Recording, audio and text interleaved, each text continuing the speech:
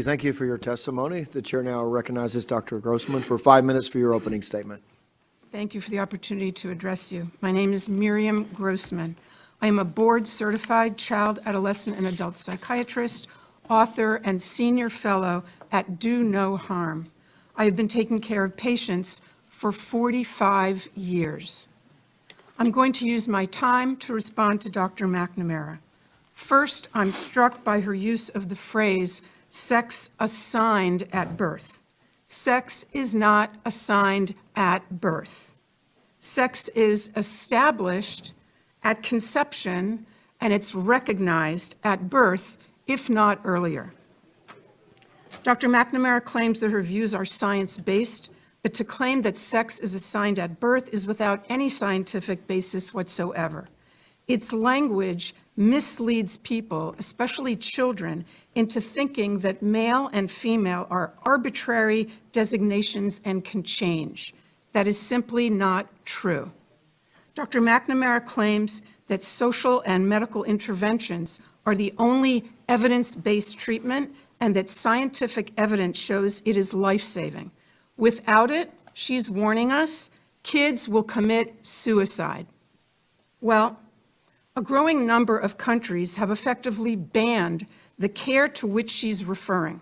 And thank God there's been no wave of suicides or other mental health catastrophes.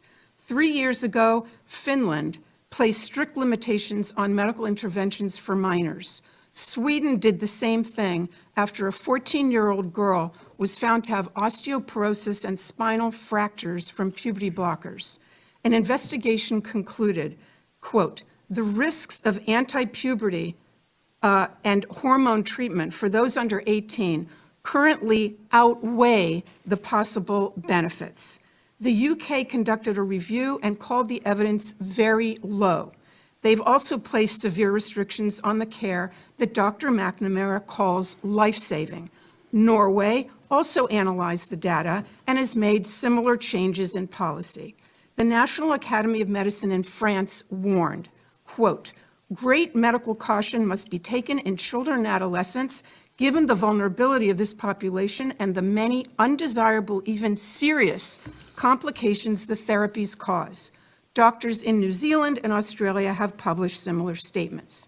Is Dr. McNamara suggesting that all these countries are rejecting evidence-based treatment and placing their kids at risk of suicide?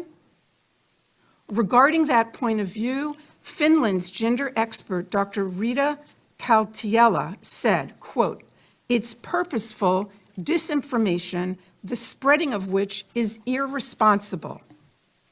All 7 countries, and Florida too, of course, concluded that kids don't need their development interrupted, the girls don't need their periods stopped and their voices lowered, and the boys don't need to grow breasts. What they need is psychotherapy. I have other objections to Dr. McNamara's testimony. She insists that her position, only hers, represents standard medical care.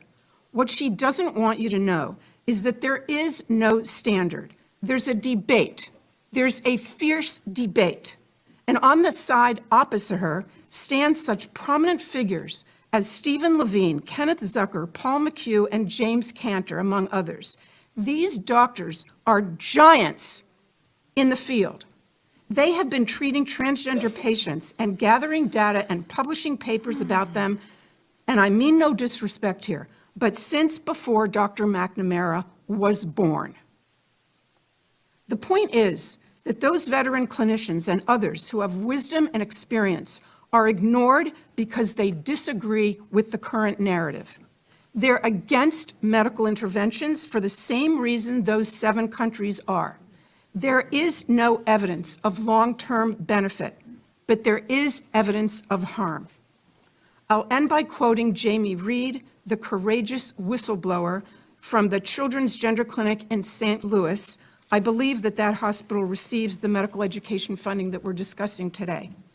She said that doctors at that clinic said, we are building the plane while we are flying it.